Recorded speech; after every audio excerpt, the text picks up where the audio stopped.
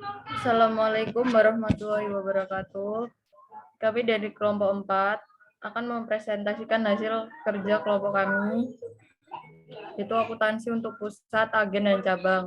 Sebelumnya, perkenalkan anggota kelompok kami. Yang pertama, Wardatul Jaziro, yang kedua, Poppy Miranda Siska Putri, dan yang ketiga, Safira Dwi Lestari. Pendahuluan. Perusahaan-perusahaan besar atau yang sedang berkembang selalu berusaha meningkatkan volume penjualannya untuk menambah laba. Dalam aspek pemasarannya, aspek penting dalam usaha pencapaian tujuan ini. Untuk memperluas daerah pemasaran dapat dilakukan dengan cara membuka kantor agen atau agen penjualan dan kantor cabang. Perbedaannya, kantor agen terbatas pada usaha untuk mendapatkan pesanan atau calon pembeli.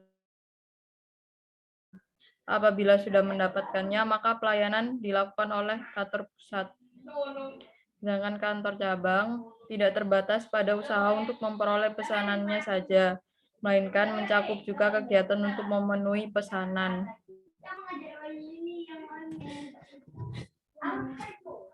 Akuntansi kantor agen. Kantor agen dalam melakukan kegiatannya memperoleh fasilitas dari kantor pusat. Salah satu fasilitas tersebut adalah berupa uang yang merupakan modal kerja bagi kantor agen.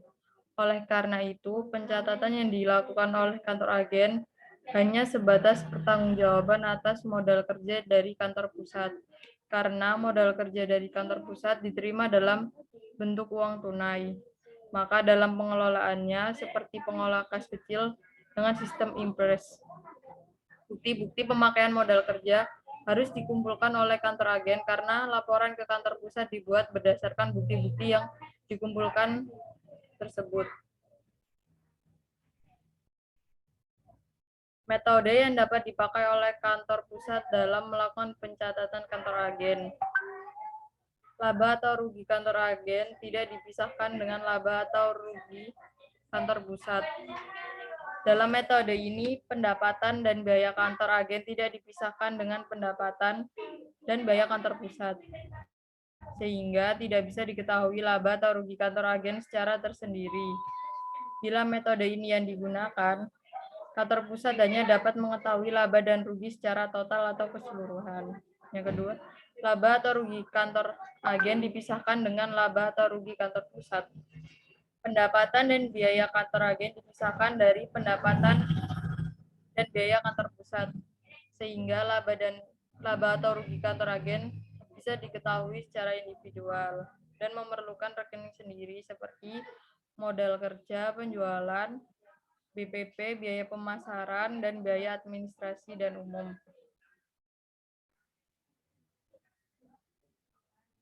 Apabila kantor pusat mempunyai kantor agen lebih dari satu, maka dapat digunakan salah satu cara berikut. Rekening masing-masing kantor agen disendirikan atau diberikan kode berbeda. Kantor pusat hanya memakai satu rekening buku besar untuk seluruh kantor agen, sedangkan untuk masing-masing kantor agen hanya dibuatkan rekening pembantu.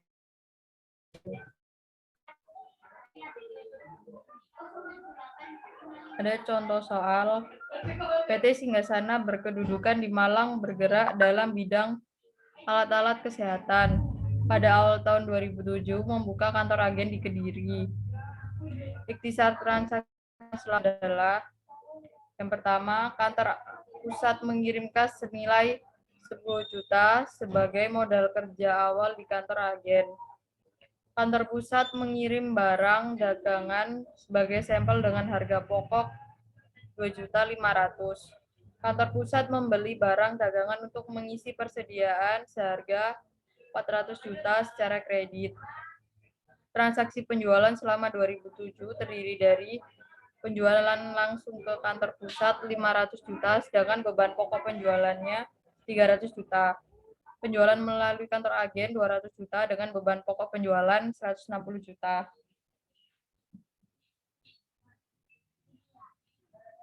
Piutang yang berhasil ditagih 350 juta, pelunasan utang dagang 200 juta, biaya sebagai berikut.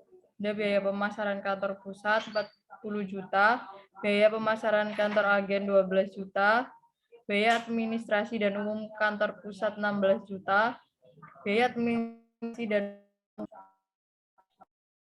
depresiasi gedung yang menjadi beban tahun ini, kantor pusat 7.500, kantor agen 3 juta, persediaan sampel tinggal 30 juta.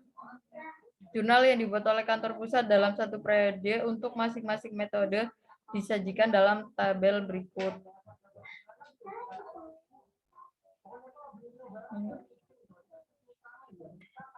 Ini yang pertama mencatat pembentukan modal kerja. Pada laba rugi kantor agen tidak dipisahkan, modal kerja kantor agen didebet 10 juta, kas dikredit 10 juta. Pada kantor agen yang dipisahkan, modal kerja kantor agen 10 juta didebit dan kas dikredit 10 juta. Yang kedua, mencatat pengiriman barang yang sampel tadi.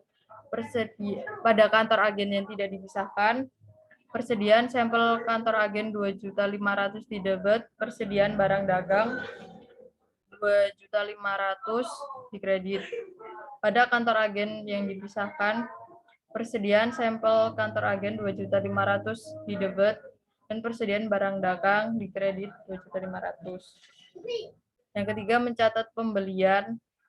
Pada kantor agen yang tidak dipisahkan, persediaan barang dagang 400 juta didebit dan utang dagang 400 juta dikredit. Pada kantor agen dipisahkan, persediaan barang dagang 400 juta didebit, utang dagang dikredit. Mencatat penjualan. Pada kantor agen tidak dipisahkan, piutang dagang didebit 700 juta, penjualan dikredit 700 juta. Pada kantor agen dipisahkan, piutang dagang 700 juta, penjualan kantor pusat 500 juta, dan penjualan kantor agen 200 juta itu dikredit. Mencatat BPP. Pada kantor agen tidak dipisahkan, BPP 460 juta didebit, persediaan barang 460 juta kredit. Pada kantor agen dipisahkan, BPP kantor pusat 300 juta, BPP kantor agen 160 juta didebit, persediaan barang dagang 460 juta dikredit.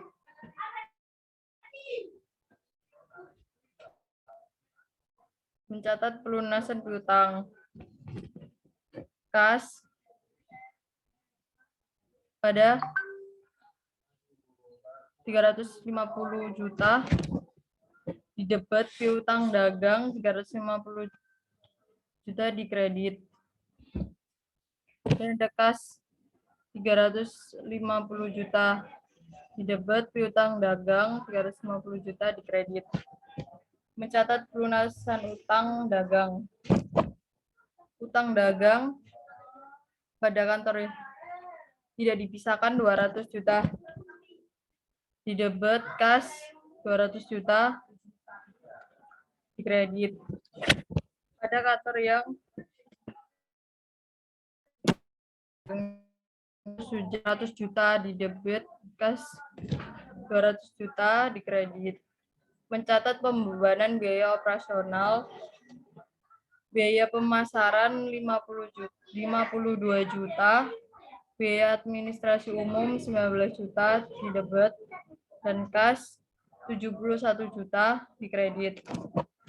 Biaya pemasaran kantor pusat 40 juta, biaya pemasaran kantor agen 12 juta, biaya administrasi umum kantor pusat 16 juta, biaya administrasi umum kantor agen 30 juta didebit, dan kas 71 juta dikredit. Mencatat penyusutan depresiasi gedung. Biaya depresiasi gedung 10.500.000 didebit, dan akun depresiasi gedung 10.500.000 dikredit. Biaya depresiasi gedung kantor pusat 7.500.000, biaya depresiasi gedung kantor agen 3 juta di debit, akumulasi depresi 10.500.000 di kredit.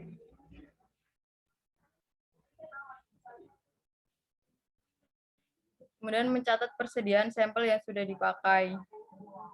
Biaya pemasaran 2.500.000 di debit, persediaan sampel kantor agen 2.500.000 di kredit. Biaya pemasaran pada kantor agen 2.500.000 di debit, dan persediaan sampel kantor agen 2.500.000 di kredit.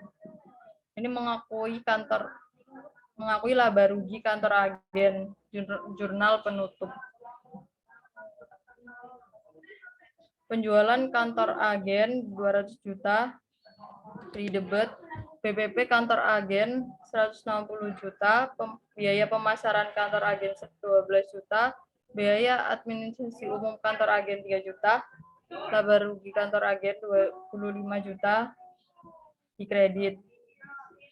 Mengakui laba rugi perusahaan secara keseluruhan.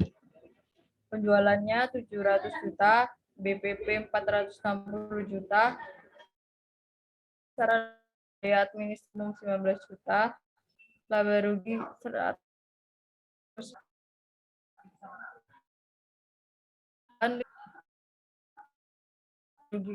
juta, BPP 3 juta, biaya pemasaran 40 juta, biaya administrasi umum 16 juta, dan laba rugi 100.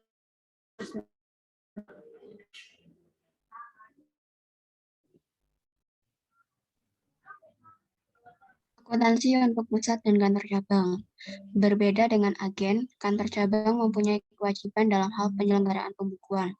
Hal ini karena yang pertama, kantor cabang dapat melakukan aktivitas penjualan, mulai dari mendapatkan pembeli, mengirimkan barang dagangan, membuat faktur, menagih piutang, dan menyimpan uang hasil penjualan tersebut. Yang kedua, kantor cabang dapat membeli barang dagangannya sendiri dari pihak ketiga untuk memenuhi kebutuhan permintaan atas barang dagangan, jika dirasa kantor pusat tidak dapat memenuhi kebutuhannya.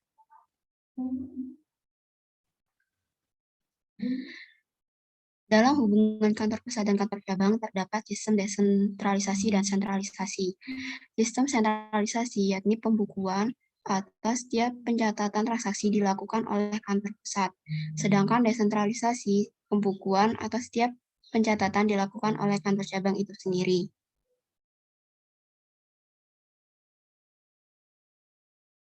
Nah, dalam sistem desentralisasi dikenal dengan adanya akun timbal balik atau reciprocal account. Akun yang digunakan untuk mencatat transaksi antara kantor cabang dengan kantor pusat. Transaksi yang dicatat dalam akun timbal balik ini yakni yang pertama, pengiriman modal atau kas dari kantor pusat ke kantor cabang. Yang kedua, pengiriman kas dari kantor cabang ke kantor pusat. Yang ketiga, pengiriman barang dagangan dari kantor pusat ke kantor cabang. Yang keempat, pengiriman barang dagangan dari kantor cabang ke kantor pusat. Dan yang terakhir, pengakuan laba rugi cabang oleh kantor pusat. Pelaporan laba rugi cabang. Akun ini dimiliki oleh masing-masing pihak, di mana akun timbal balik yang ada di kantor pusat adalah akun RK kantor cabang. Sedangkan di kantor cabang adalah akun RK kantor pusat.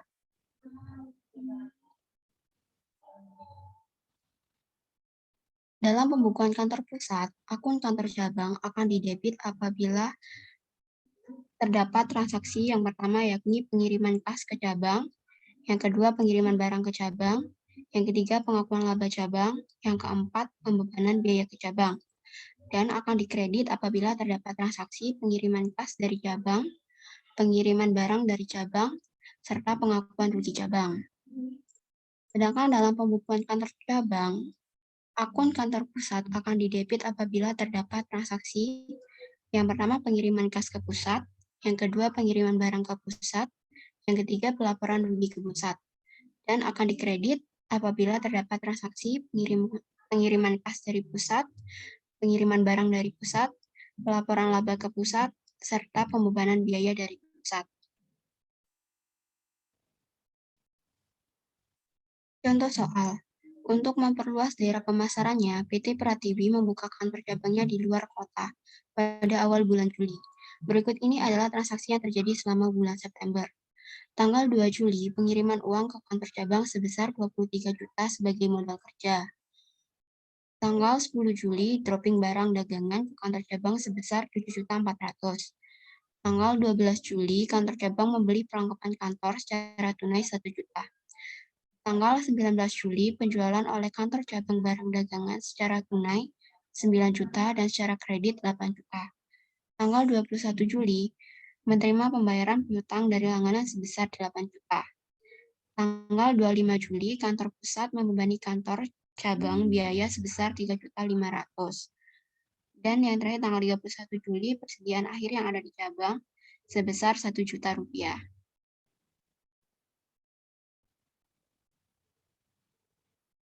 Berikut adalah tabel jurnal antara kantor pusat dan kantor cabang.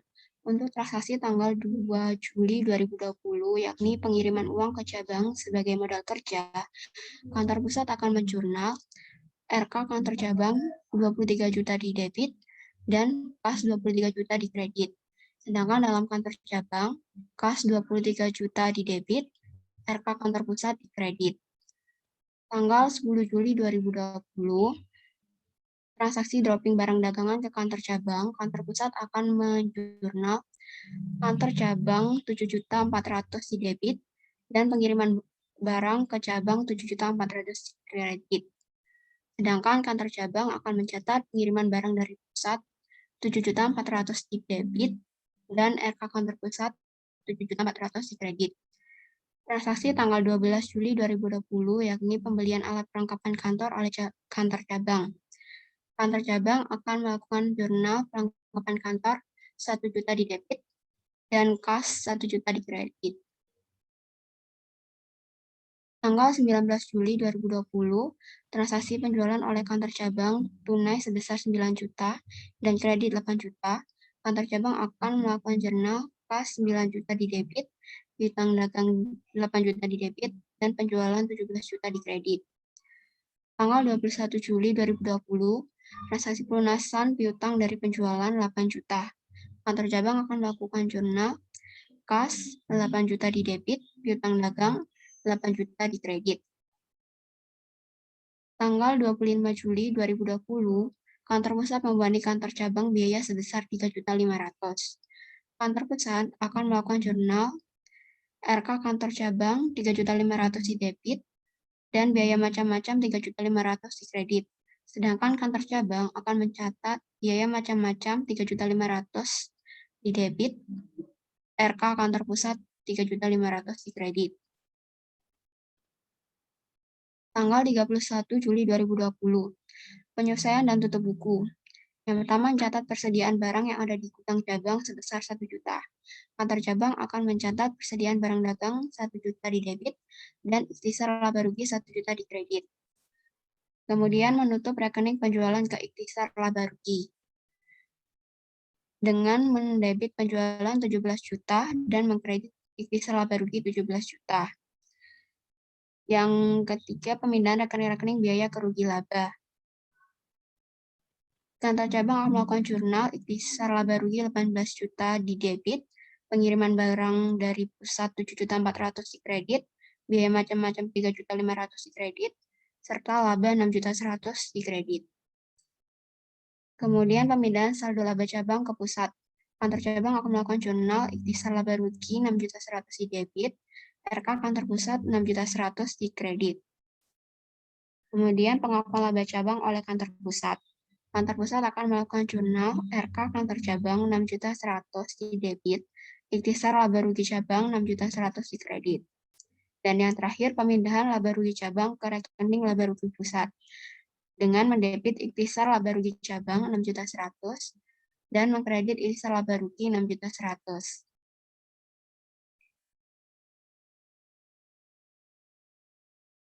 Ada kalanya kantor pusat akan menginvestasikan sebagian aktiva tetap kepada kantor cabang. Jika hal tersebut terjadi, maka situasinya akan seperti pengiriman barang dagangan. Hal ini karena pengiriman aktiva tetap akan diinvestasikan yang sifatnya tetap. serta menyangkut jangka waktu lebih dari satu periode akuntansi, sehingga yang demikian tidak boleh menggunakan akun timbal balik. Pengiriman kekayaan selain barang dagangan ke kantor cabang pada saat pengiriman akan dicatat sebagai berikut, yakni aktiva tetap kantor cabang didebit dan aktiva tetap dikredit. Sedangkan kantor cabang akan mencatatnya aktiva tetap didebit dan aktiva tetap kantor pusat dikredit.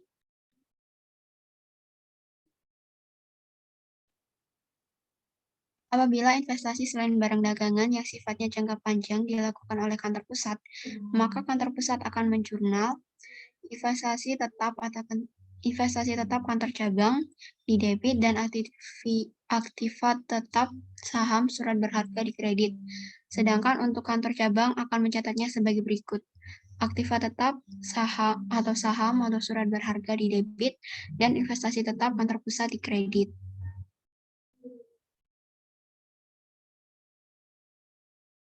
Modifikasi teknik pencatatan. Agar laporan keuangan lebih informatif, maka hendaknya terdapat pemisahan dalam pencatatan penanaman modal pada kantor pusat maupun kantor cabang. Pemisahan tersebut antara lain rekening kantor pusat dan kantor cabang yang bersifat sementara dengan rekening kantor pusat dan kantor cabang yang bersifat permanen. Kedua perbedaan tersebut tidak mengubah sifat rekening timbal balik antara rekening kantor cabang dan rekening kantor pusat.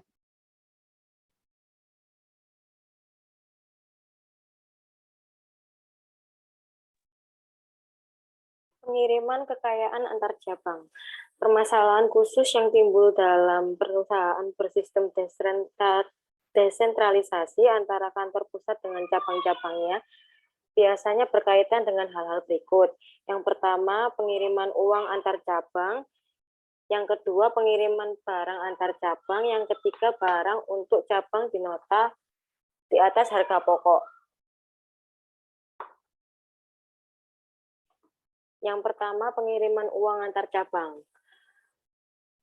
Interbranch transfer of cash terjadi jika kantor pusat memiliki lebih dari satu cabang.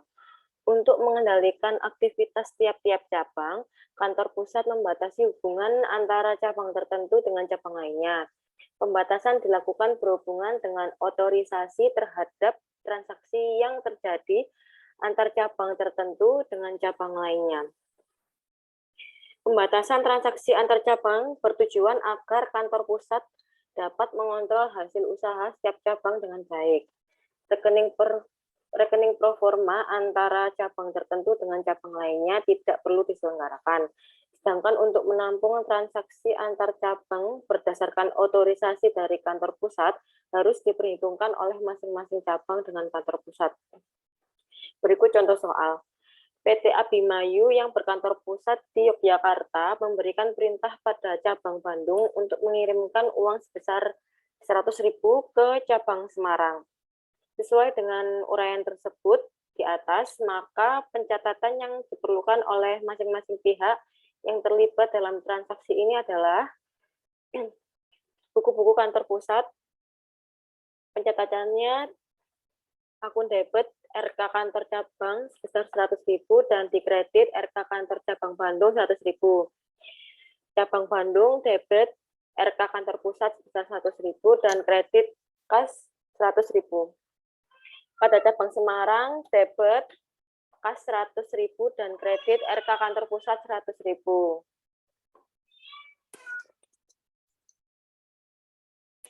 Dua, pengiriman barang antar cabang. Interbranch transfer of merchandise, otoritas terjadinya transaksi tersebut ada pada kantor pusat. Pengiriman barang dari cabang tertentu ke cabang lainnya memiliki suatu ketentuan tersendiri, yaitu mengenai perlakuan akuntansi terhadap biaya pengiriman. Akan tetapi jika terjadi pengiriman barang antar cabang atas perintah kantor pusat, maka perlakuan terhadap biaya pengiriman diatur sebagai berikut.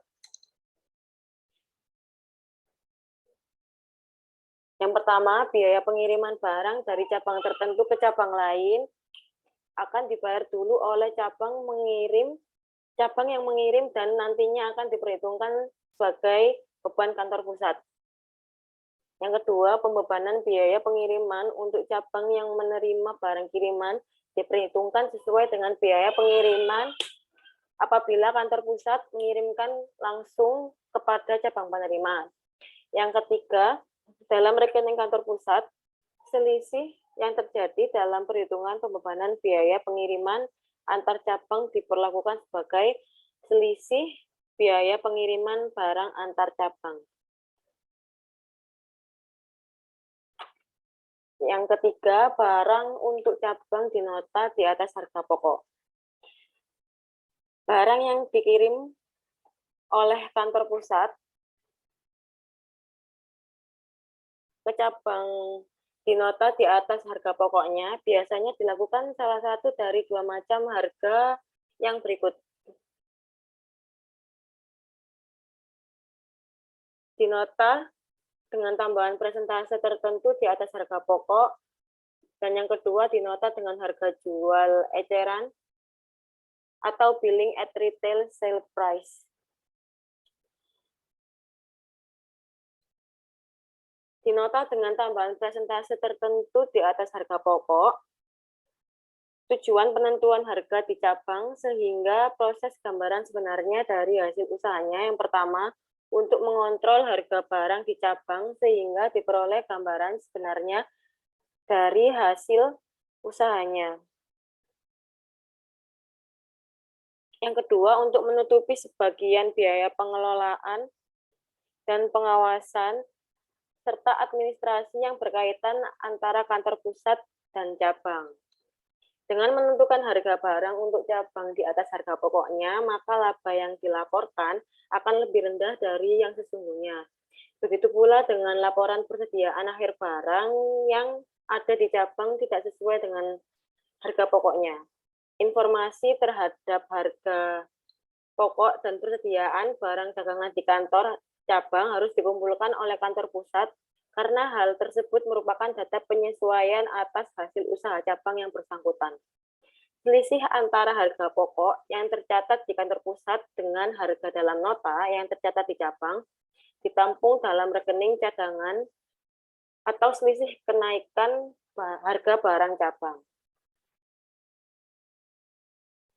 Berikut contoh soalnya. Misalnya barang-barang yang harga pokoknya 500.000 dikirimkan oleh kantor pusat kepada cabangnya dengan harga setelah kenaikan sebesar 25% dari harga pokok atau sejumlah 625.000. Pencatatan pada buku-buku kantor pusat dan cabang akan tampak sebagai berikut. Transaksinya pengiriman barang-barang ke cabang pokok sebesar 500.000 dinota seharga 625.000. Pada buku-buku kantor pusat di debit RK kantor cabang sebesar 625.000. Pada pengiriman barang-barang ke kantor cabang 500.000 dan cadangan kenaikan harga barang-barang cabang 125.000 dikredit. Pada buku-buku kantor cabang di debit pengiriman barang-barang dari kantor pusat sebesar 625.000 pada RK kantor pusat sebesar 625.000 di kredit. 3. Barang untuk cabang dinota atas harga pokok yang kedua. Barang untuk cabang dinota dengan harga jual eceran. Tujuan penentuan harga barang dengan harga barang dagangan untuk cabang dengan harga penjualan eceran lain, yaitu yang pertama, untuk lebih memperketat kontrol dan mendapatkan informasi yang lengkap tentang hasil usaha. Yang kedua, mempermudah dalam memperkirakan saldo persediaan yang ada di cabang tanpa menunggu sampai dengan laporan tentang persediaan itu dibuat. Yang ketiga, mempermudah untuk dalam pengecekan data fisik barang di cabang di mana jumlah persediaan fisik harus sama dengan perbedaan antara harga yang dinota oleh harga pusat dikurangi penjualan bersih yang dilaporkan. Dan yang terakhir, melaksanakan kebijaksanaan harga jual yang sama pada beberapa daerah pemasaran tertentu. Apabila barang untuk cabang dinota dengan harga jual eceran, maka harga pokok penjualan di cabang otomatis akan sama dengan penjualannya. Aktivitas cabang akan menunjukkan kerugian dengan jumlah yang sama dari seluruh biaya usaha. Laba atau rugi usaha yang sesungguhnya dari usaha cabang hanya akan dapat diketahui oleh kantor pusat.